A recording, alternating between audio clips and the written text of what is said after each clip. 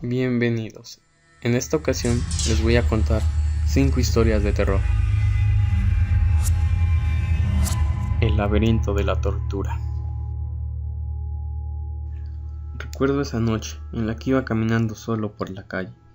Las calles estaban calladas, las luces apagadas y yo, volviendo de una fiesta. Eran las 4 de la mañana y yo estaba muy cansado. Estaba a punto de cruzar la calle, cuando de pronto un auto pasó demasiado rápido y me atropelló. No recuerdo muy bien si el conductor se dio cuenta, solo vi que desperté en una carpa y unas velas estaban prendidas sobre mí. Yo estaba realmente asustado, no sabía dónde estaba y decidí levantarme, pero una fuerza sobrenatural me volvió a dejar en el piso. De repente, escuché un susurro: cierra los ojos, entra en el laberinto de la tortura. No entendía qué sucedía, hasta que entró una gitana con un bastón en la mano. Me llamó la atención su collar, porque era un ojo rojo, que me miraba todo el tiempo, y a su vez parecía diabólico. Le pregunté dónde estaba, quién era ella, qué está haciendo. Típico de preguntar. La gitana me miró, apuntó con su bastón hacia mi cara, y en ese momento dijo en un tono diabólico: duerme. Supuestamente al decir esas palabras me durmió. Desperté en el mismo lugar donde estaba atropellado, y todo parecía normal. Quise irme a mi casa, y cuando abro la puerta de mi casa encuentro a mi mamá llorando. Intento tocarla, pero no pude. Le hablé, le grité, y ella no me escuchaba. Luego me acerco para ver por qué está llorando, y encuentro una foto de mí tirado en el suelo, sangrando y con la cabeza abierta. Debe ser lo que pasó en el choque. Empecé a pensar que estaba muerto, que solo estaba allí porque había muerto atropellado. Hasta que salí de mi casa. Al cerrar la puerta, mi madre logró verme y fue feliz al saludarme. Cuando estaba a punto de abrazarme, su piel se cayó por completo, su mandíbula se deformó rápidamente y sus ojos explotaron de la nada. Me agarró una impresión al ver a mi madre desorientarse enfrente de mis ojos. Me fui corriendo hacia la casa de mi padre para ver si él también podía verme, porque mis padres estaban separados. Cuando llego a la casa de mi padre, lo veo a él colgado de una soga, ahorcado. Estaba temblando de miedo. Empecé a pensar que era solo un sueño del cual no podía despertarme. Voy rápido a la casa de mi hermano para ver si él aún seguía con vida, y lo encuentro, suicidándose con pastillas, y la lista de personas muertas iba aumentando cada vez más. Me senté en la vereda y empecé a llorar. Estaba viviendo una pesadilla, hasta que escucho pasos de una persona. Era mi padre, solo que en forma de cadáver. Lo veo caminar y veo que empieza a repetir: tú eres el culpable, y empieza a acercarse a mí. Yo empiezo a huir de él, y mientras más corría, más fuertes se escuchaban sus palabras. De repente, aparece mi madre, y empieza a repetir lo mismo con mi hermano, mis tíos, mis primos. Todos estaban muertos, y me estaban buscando. Empecé a correr de todos ellos, tratando de salir de esa pesadilla, pero parecía estar en el mundo real, en un mundo igual al nuestro, un mundo gemelo, donde no hay escapatoria. En eso, la gente empieza a salir de sus casas, y yo empecé a pedirles ayuda, pero la gente no me escuchaba. Empecé a arrojarles objetos para llamar su atención, hasta que en un momento de golpe, todos se volvieron cadáveres vivientes, todos buscando. Fui corriendo hasta lo que más pude, hasta que quedé atrapado entre rejas. Fuera de las rejas estaba el aeropuerto, donde estaba pensando salir volando por los aires hacia otra ciudad, o algún lugar donde pueda estar solo, pero las rejas me impedían pasar. Entonces quise pasarlas por arriba, pero justo en el momento que iba a cruzar la reja, me agarran el pie, y con una fuerza sobrenatural me llevan hasta donde estaban todos los ciudadanos vivos. Veo que se empiezan a acercar y me di cuenta de una cosa: cada persona tenía los ojos iguales a los que tenía la gitana en el collar. Cada uno tenía algo con que lastimarme. Entonces, poco a poco, todos juntos empezaron a clavarme cuchillos, a dispararme, rasguñarme, a comerme, y el dolor que sentía es peor de lo que tú puedas imaginar. No poder morir, pero tener que sufrir es mucho peor que todos los golpes que has tenido en toda tu vida. Empecé a gritar como loco. Nadie me escuchaba, todos seguían lastimándome. No podía parar a ninguno de ellos. Esperaba algo que me sacara de ese mundo, pero nada. En un momento, mi cuerpo quedó devastado, mi cara, bueno, parecía no tener cara de tantos golpes y rasguños. Todo mi cuerpo luego fue quemado y sepultado en un ataúd. Cuando fui enterrado completamente, empecé a escuchar todo en reversa, como si estuviese volviendo el tiempo atrás. El ataúd empezaba a quemarse por dentro, y yo empezaba a perder todos los sentidos. Hubo un momento en el que había perdido todos los sentidos, como si realmente estuviese muerto. Luego de eso, despierto nuevamente en la carpa. Las velas que tenía encima estaban apagadas, y no había nadie. En ese momento, Aparece la gitana, y yo me levanto, y voy hacia ella furioso para golpearla, pero ella con su bastón apuntó a mi cabeza, y luego me dijo lo siguiente: has pasado el laberinto de la tortura. Espero que no vuelvas a cometer el mismo error cuando cruces la calle. Adiós. Después de eso, apareció otra vez en la vereda, lugar donde posteriormente iba a ser atropellado. Miré por los dos lados, y sí, estaba por pasar un auto a toda velocidad. Esperé que pase, y pase, a la otra vereda, y de ahí me fui hacia mi casa. Ahora estoy sentado en mi casa. 9 días después de lo sucedido, se lo conté a mis padres, a mis amigos, y todos me trataron como loco. Algún día van a pagar como yo pagué, van a tener que pasar el laberinto de la tortura. Suerte que no encendiste la luz. Una chica llega a altas horas de la noche a la residencia de estudiantes donde vive. Se ha quedado hasta tarde con unas amigas, y cuando llega a dormir son más de las 3. Entra en la habitación tratando de no hacer ruido para no despertar a su compañera de cuarto. Tampoco enciende la luz para no molestarla, por lo que tiene que avanzar a oscuras, empleando solo la luz del teléfono móvil para no golpearse con los muebles. Cuando se mete en la cama, empieza a oír unos quejidos ahogados. La chica se queda en silencio para escuchar mejor. El sonido es como unos pequeños grititos ahogados o quejidos sin fuerza. Se imagina que su compañera se habrá traído a su novio al cuarto y estarán teniendo una noche apasionada. Le sorprende que no colgara una prenda de ropa en la puerta, como acostumbra hacer como señal de que tiene visitas. Pero está demasiado cansada para levantarse y busca otro sitio donde dormir. Sin darse cuenta, cae en un sueño profundo, entre lamentos y quejidos.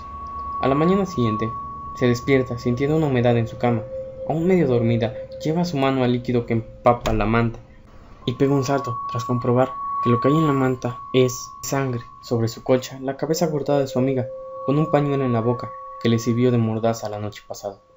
La habitación parece un matadero, todo está ensangrentado, y en la pared, escrito con sangre de su amiga, se podía leer: suerte que no encendiste la luz. Al llegar el forense dictaminó que la chica llevaba pocas horas de muerta. Al parecer, el asesino la había estado torturando toda la noche, a escasos metros de la cama donde descansaba. Los quejidos eran gritos de dolor, que quedaban ahogados por la mordaza, mientras el psicópata despellejaba y mutilaba viva a la víctima. Sin saberlo, la chica había salvado su vida al no encender la luz y sorprender al asesino. La raza aria. En mayo de 1943, Mengele ingresó a Auschwitz como investigador médico.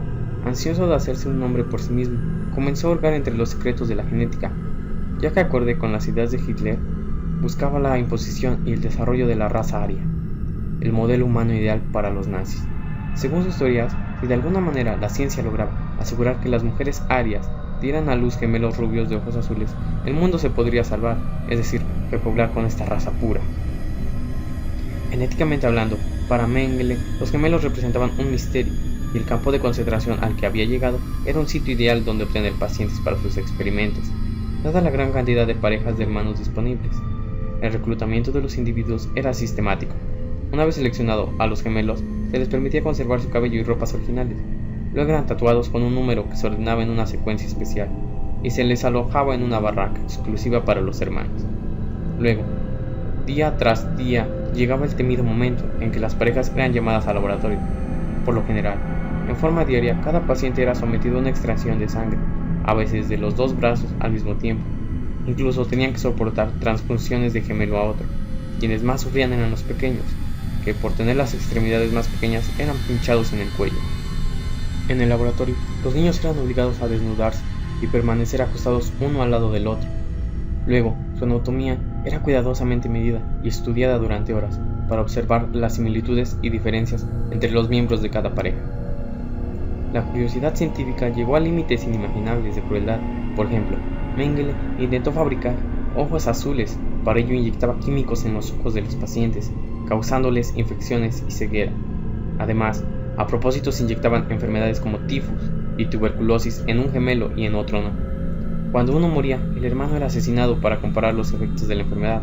Para ello se le colocaba una inyección de cloroformo en el corazón que le provocaba un paro. Lo peor eran las cirugías sin anestesias. Los pacientes sufrían remoción de órganos, castración y amputaciones. Emisor desconocido. Un día como cualquier otro, llegué a mi casa de la escuela, cené con mi tía y fui a mi cuarto a encender la computadora. Como era de costumbre, abrí mi correo electrónico y revisé la bandeja de entrada. No encontré ningún correo importante, sin embargo, había uno que me llamó la atención. El título decía, ¿te gusta vivir? Decidí abrirlo, pero no contenía ningún mensaje, solo era un título. Como no conocía el emisor, no le di la mayor importancia. Hice mi tarea y me fui a dormir temprano, porque al día siguiente debía asistir al colegio. Transcurrieron un par de semanas, y después siguieron las vacaciones de verano, en las cuales conseguí un trabajo para poder pagar las inscripciones del próximo semestre, las colegiaturas que le seguirían. Por 2 largos meses me levanté temprano todos los días para poder trabajar. Ya casi al finalizar las vacaciones, decidí ir a visitar a mi novia sin avisarle. Me resulta difícil describir lo que sentí. Cuando al llegar a su casa la vi besándose con alguien más. La confronté, le dije, explícame esto, ¿quién es él? Ella no me respondió, solo dijo al tipo con el que estaba, él es el idiota de mi exnovio, el que te había contado, el pobre que sigue obsesionado conmigo. Nunca había sentido semejante humillación, yo juraba que por ella daba mi vida, y así me fui a enterar cómo son las cosas. Estaba devastado. Esa misma noche, cuando regresé a mi casa, encendí la computadora y por mera costumbre revisé mi bandeja de entrada. Entonces, volví a encontrar un mensaje del emisor anónimo. ¿Te gusta vivir? Decía el título, pero al igual que la vez anterior, no había ningún mensaje escrito. Lo ignoré, pero sería un mentiroso de no admitir que no pude dormir, porque la pregunta me dejó pensando. Al terminar las vacaciones, llegó el día de inscripciones del colegio. Esa mañana me levanté lleno de orgullo, sabiendo que yo solo me había esforzado por conseguir todo el dinero necesario para pagarla. Pero al momento de revisar mi caja de ahorro, noté que estaba vacía. Alguien me lo había robado todo. Esperé a mi madre todo el día para preguntarle si ella lo había tomado prestado o algo así. Pero ese día ella no llegó a la casa, ni al día siguiente, ni al siguiente. Me tardé bastante en darme cuenta que la mujer que me dio la vida y que me había cuidado a lo largo de ella me había robado y abandonado. Fue difícil ser abandonado por mi madre y perder la escuela por falta de dinero el mismo día. Era patético no tener una razón para levantarme de mi cama. De lo único que tengo memoria de haber hecho ese día es ir a mi computadora y revisar mi correo, y una vez más encontrar el mensaje. ¿Te gusta vivir? Para entonces el mensaje me produjo mucha ira. ¿A ti qué te importa?, respondí y bloqueé al emisor. Pensaba que así dejaría de molestarme. No me imaginaba con quién estaba hablando. Algunos días después, mientras dormía, el calor era tan insoportable que desperté pasada la medianoche. Fui al pasillo a encender el aire acondicionado y cuando regresé a mi habitación noté algo infinitamente horripilante y grotesco. Mi cuarto está en un primer piso y mi ventana da hacia la calle. Y fuera de mi ventana estaba un hombre cuyas características no puedo describir porque había una luz de alumbrado público al otro lado de la calle, de manera que solo vi su silueta, su contorno, su sombra. Lo que sí puedo describir es lo que estaba haciendo. El hombre tenía una lengua de fuera y estaba lamiendo mi ventana. Por un momento me pareció como si estuviera escribiendo algo con su lengua, pero no puedo pensar en lo que decía porque estaba demasiado estupefacto por la horrible escena. El hombre se fue poco después de que yo hubiera notado su presencia, pero yo me quedé de pie, sin poder hacer nada hasta que amaneció. No recuerdo cuánto tiempo estuve de pie en mi cuarto, viendo la ventana, pero seguramente fueron varias horas, sin hacer ni decir nada, sin poder reaccionar, pero el horror no terminó ahí. Fue hasta mediodía que me atreví a salir a limpiar la ventana de la infinitamente asquerosa saliva del desconocido. Al acercarme a la ventana, noté que el polvo de la intemperie se había adherido a la saliva.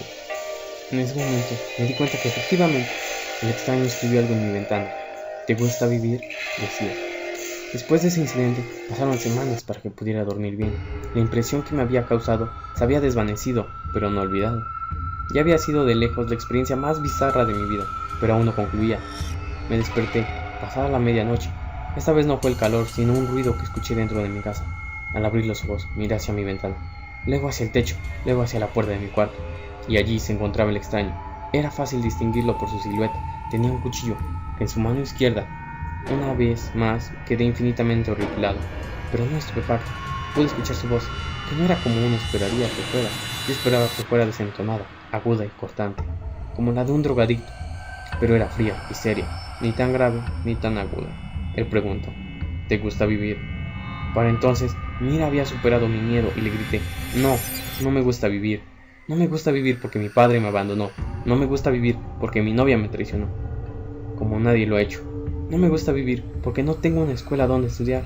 No me gusta vivir porque mi madre, la persona que me dio la vida y me cuidó a lo largo de ella, me robó y se fue.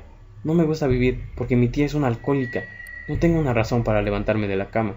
Y si vas a hacer algo, pues hazlo, si no, ya déjame en paz. Para cuando terminé de gritar, el extraño ya no estaba, había desaparecido. Hubiera jurado que era mi imaginación, de no ser porque lo escuché correr a lo lejos en la calle. Lo que hice después fue cerrar las puertas y ventanas y regresar a mi cama, obviamente sin poder dormir. Me quedé pensando en la razón por la cual el extraño había decidido huir. ¿Acaso habría sido que le di lástima? ¿Será porque me asustó cuando grité? Me decía a mí mismo. Pasaron los días, semanas, incluso meses, y decidí dejar todos mis problemas atrás y seguir adelante. Conseguí un trabajo de medio tiempo, mejor pagado, y pude regresar a la escuela, y mi relación familiar con mi tía mejoró. También conocí a una linda chica, y pude tener una relación estable. Mi vida una vez más tenía sentido, sin embargo, aún tenía la interrogante. ¿Por qué el extraño me hacía esa pregunta? Una noche encendí la computadora, me metí a mi correo y abrí mi bandeja de entrada.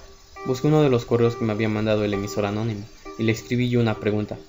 ¿Por qué me preguntaba si me gustaba vivir? Necesitaba saberlo, respondió el extraño inmediatamente. ¿Por qué necesitaba saberlo? Porque no tengo ningún placer cuando asesino a alguien que no le gusta vivir. No leas esto, por favor. No sé si se pueda tomar como una historia, pero al estar investigando estas historias para traérselas, encontré esta y la quiero compartir con ustedes. Pero yo no le daré lectura, ustedes van a hacer lo que la lean y saquen sus propias conclusiones.